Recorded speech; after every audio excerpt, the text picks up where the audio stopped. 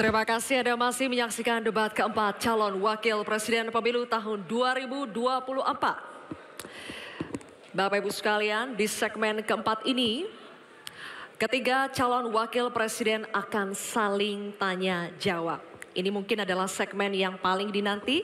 Oleh karena itu kami ingatkan sekali lagi kepada seluruh hadirin yang ada di ruangan ini untuk berkomitmen dan bekerja sama, memberikan kesempatan yang sama kepada semua calon wakil presiden. Mohon untuk dihargai ketika para calon wakil presiden sedang saling tanya jawab. Sepakat Bapak Ibu semua? Terima kasih, mohon kerjasamanya sekali lagi. Dan untuk itu, kami undang kembali ketiga calon wakil presiden untuk kembali menuju ke podium masing-masing. Silakan.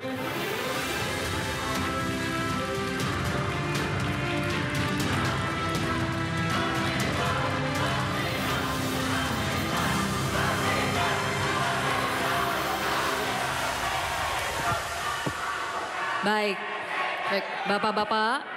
Cukup. Ini adalah segmen tanya jawab. Jawaban akan ditanggapi oleh calon wakil presiden penanya dan selanjutnya akan direspon kembali oleh calon wakil presiden yang menjawab. Sebelumnya, kepada para calon wakil presiden, kami informasikan kembali untuk melakukan tanya jawab sesuai dengan tema debat pada malam hari ini, yakni pembangunan berkelanjutan dan lingkungan hidup, sumber daya alam dan energi, pangan, agraria, masyarakat adat, dan desa. Jika menggunakan singkatan atau terminologi, mohon diberikan penjelasannya agar pertanyaannya jelas dan dimengerti oleh calon wakil presiden lainnya. Kami informasikan juga untuk dalam penyampaiannya tetap berada di podium. Ya, dan pada segmen ini kesempatan pertama akan kami berikan kepada calon wakil presiden nomor urut 1 Bapak Muhaimin Iskandar untuk bertanya kepada calon wakil presiden nomor urut 2 Bapak Gibran Rakabuming Raka. Bapak Muhaimin, waktunya 1 menit dimulai saat Bapak berbicara. Silakan. Terima kasih.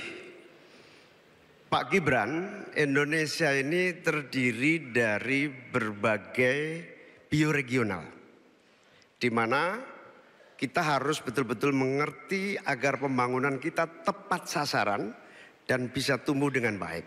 Pertanyaannya, bagaimana strategi Anda melaksanakan pembangunan berbasis bioregional itu agar keadilan iklim terjaga, keadilan sosial terwujud, keadilan ekologi terlaksana dengan baik, keadilan antar generasi juga terwujud, sekaligus keadilan sosial.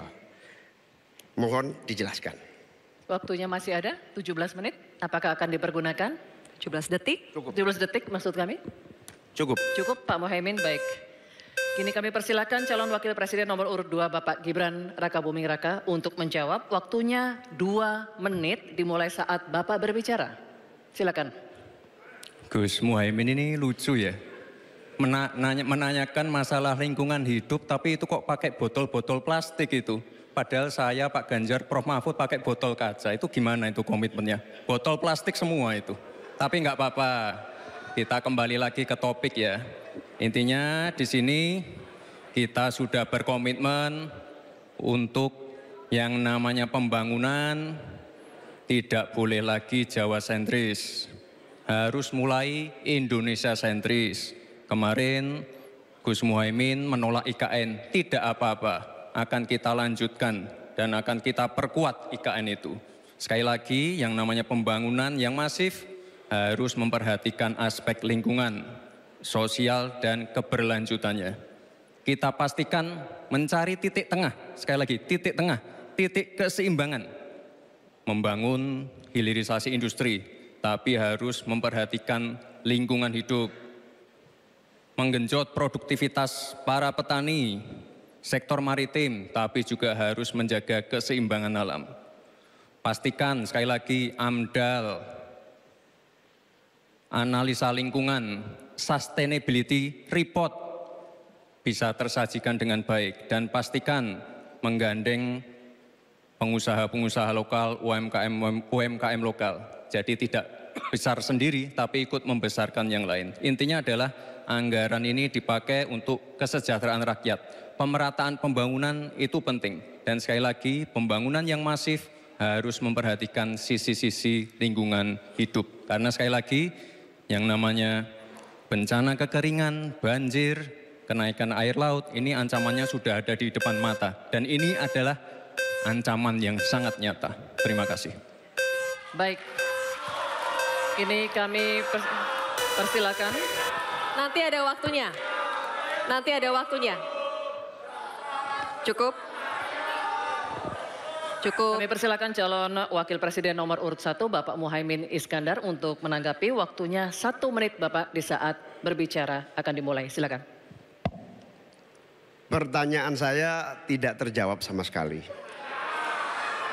Karena di undang-undang kita juga dinyatakan bahwa potensi bioregional kita itu adalah bahwa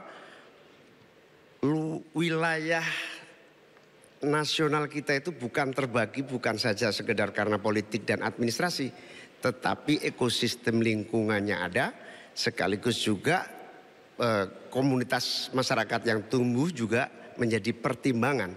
Sehingga Papua misalnya, jangan pernah salah dalam membangun Papua. Papua harus berbasis pemerataan dan keadilan yang sempurna. Maluku misalnya, dengan kekuatan maritimnya, Maluku menjadi bioregional untuk pengembangan ekonomi kelautan dan perikanan. Jawa misalnya, keberlanjutan pembangunan yang menumbuhkan potensi ekonomi secara pertumbuhan. Baik, waktunya habis Pak Muhaimin. Kami persilakan calon wakil presiden nomor urut 2 Bapak Gibran Rakabuming Raka untuk merespon tanggapan dari Bapak Muhaimin Iskandar. Waktunya 1 menit. Kami persilakan. Loh, katanya tidak menjawab pertanyaan, tapi Gus Muhaimin malah ngomongin pemerataan pembangunan. Itu kan tadi yang saya omongin, Gus.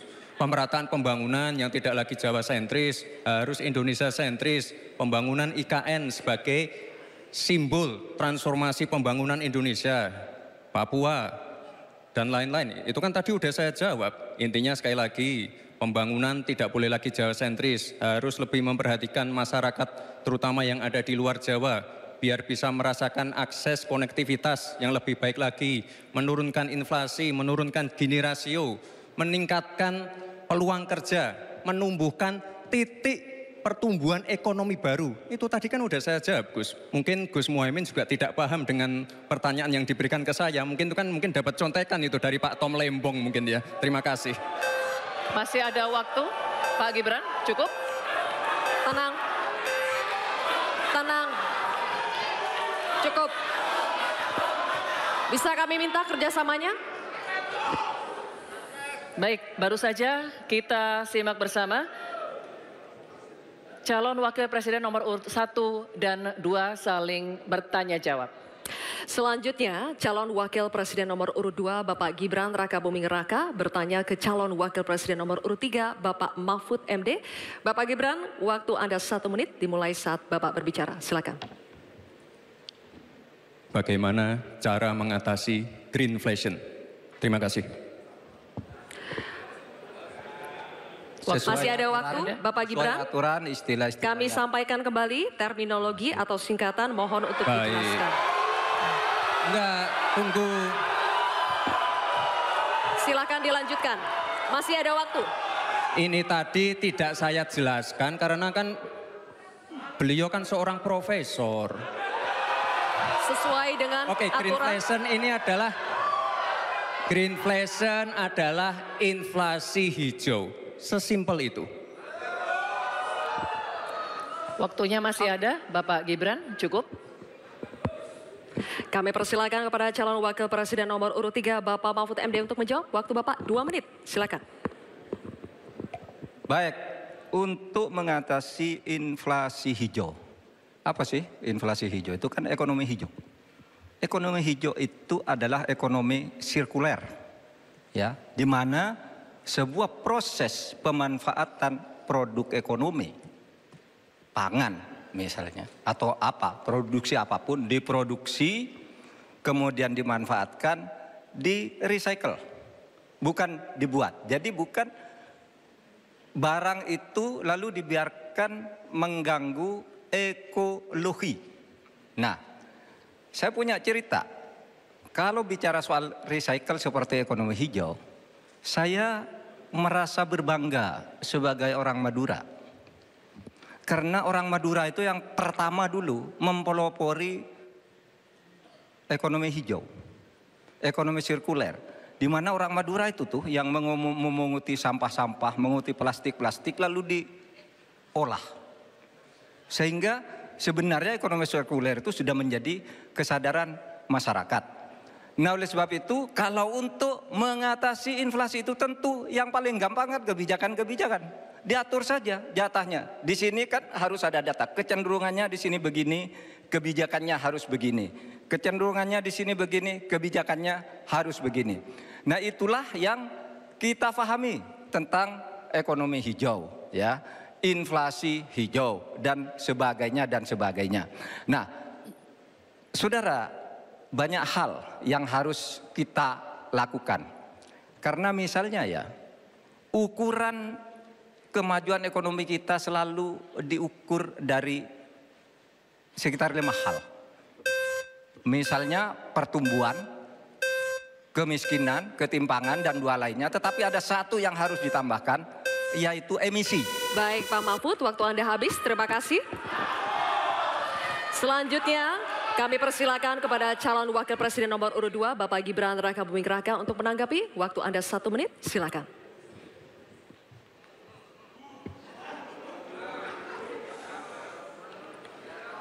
Saya lagi nyari jawabannya Prof. Mahfud. Saya nyari-nyari di mana ini jawabannya. Kok nggak ketemu jawabannya. Saya tanya masalah inflasi hijau kok malah menjelaskan ekonomi hijau. Prof. Mahfud, yang namanya greenflation atau inflasi hijau itu ya kita kasih contoh yang simpel aja. Demo rompi kuning di Perancis. Bahaya sekali. Sudah memakan korban. Ya, ini harus kita antisipasi, jangan sampai terjadi di Indonesia. Kita belajar dari negara maju. Negara maju aja masih ada tantangan-tantangannya. Intinya transisi menuju energi hijau itu harus super hati-hati. Jangan sampai malah membebankan R&D yang mahal, proses transisi yang mahal ini kepada masyarakat, pada rakyat kecil. Itu maksud saya inflasi hijau, Prof. Mahfud. Terima kasih. Masih ada waktu Pak Gibran? Cukup? Baik. Terima kasih. Kita lanjutkan dulu. Nanti akan ada waktunya untuk memberikan support. Kita lanjutkan dulu Bapak Ibu. Terima kasih. Kita teruskan ya. Kami persilakan calon wakil presiden nomor urut 3, Bapak Mahfud MD untuk merespon tanggapan dari Bapak Gibran Rakabuming Raka. Waktu Bapak 1 menit dimulai ketika Bapak berbicara. Silakan. Saya juga ingin mencari tuh jawabannya ngawur juga tuh. Gila ini. Ngarang-ngarang ndak karuan, mengkaitkan dengan sesuatu yang tidak ada, gitu ya. Begini loh, kalau akademis itu gampangnya kalau bertanya yang kayak gitu-gitu tuh recehan, gitu. Recehan. Oleh sebab itu tidak layak dijawab menurut saya. Dan oleh sebab itu saya kembalikan saja ke moderator. Ini tidak layak dijawab pertanyaan kayak gini. Tidak ada ini jawabannya. Terima kasih. Cukup buat Pak Mahfud? Masih ada waktu Bapak? Saya kembalikan. Cukup ya? Baik. Saya kembalikan. Tidak ada gunanya menjawab. Ya. Baik. Bapak Ibu, demikianlah tadi interaksi tanya jawab antara calon wakil presiden nomor urut 2 dengan calon wakil presiden nomor urut 3. Terima kasih.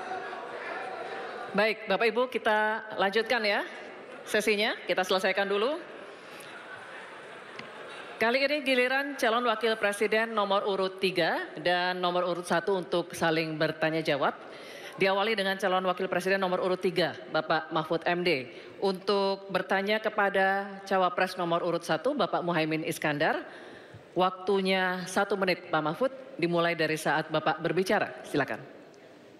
Ya, Pak Muhaimin, calon wakil presiden yang terhormat.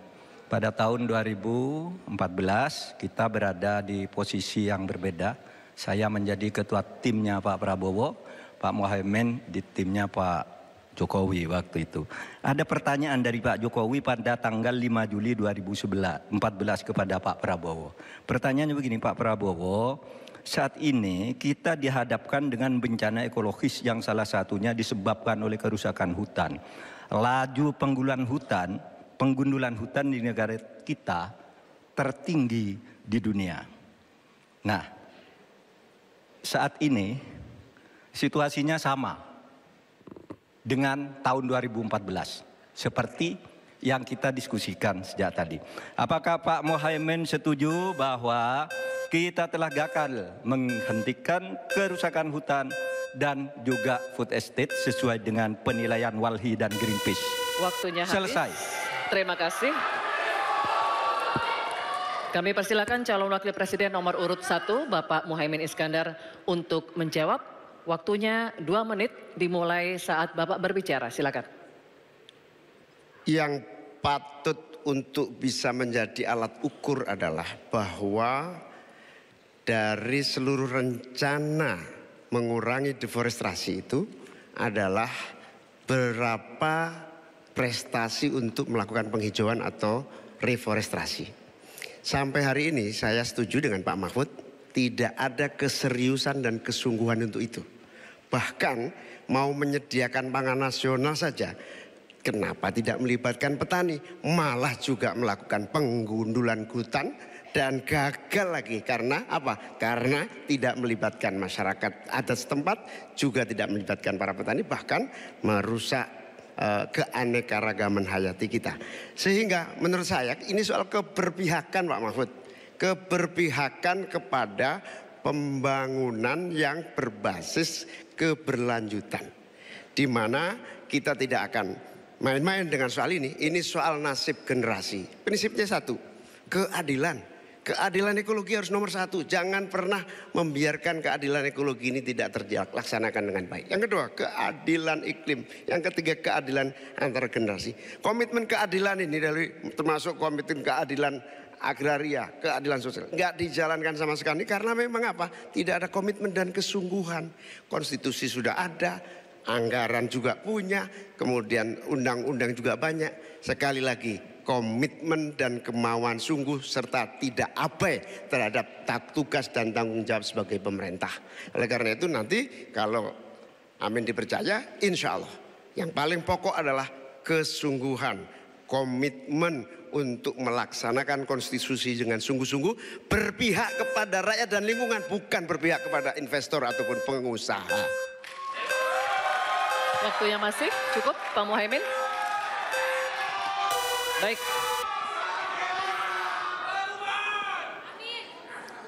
Kini kami persilakan Cawapres nomor urut 3 Bapak Mahfud MD untuk menanggapi. Waktunya 1 menit. Baik. Mulai dari saat berbicara, silakan. Pak Muhaimin, ke depan itu menurut saya pemerintah perlu melaksanakan 2 putusan Mahkamah Konstitusi yang dulu saya yang membaca vonis itu dan mengetokkan palunya. Pertama, mengakui aktivis lingkungan itu sebagai subjek hukum. Itu putusan MK. Sekarang ini kalau orang bicara lingkungan ditangkap. Nah, itu berbahaya bagi kelangsungan lingkungan hidup kita. Lalu yang kedua, saya juga udah pernah tuh membuat putusan Mahkamah Konstitusi dan saya sendiri yang ngetok palunya agar definisi hutan adat itu betul-betul dibedakan dari definisi hutan negara.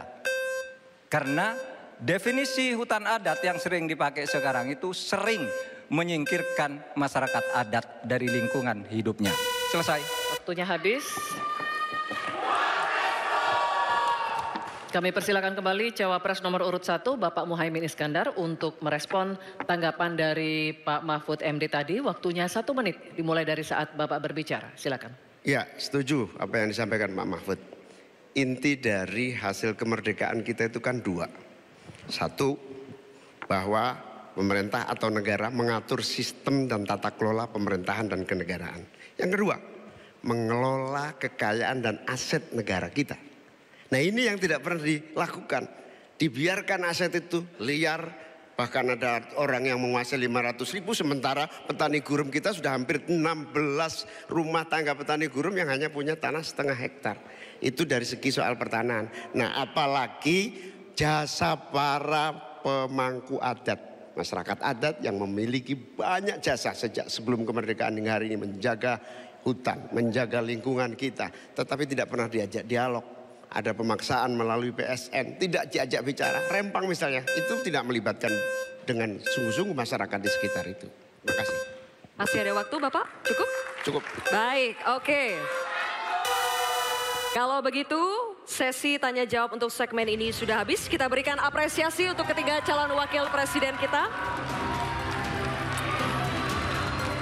Hadirin sekalian, kita akan jeda sejenak dan di segmen selanjutnya ketiga calon wakil presiden akan kembali melakukan tanya jawab.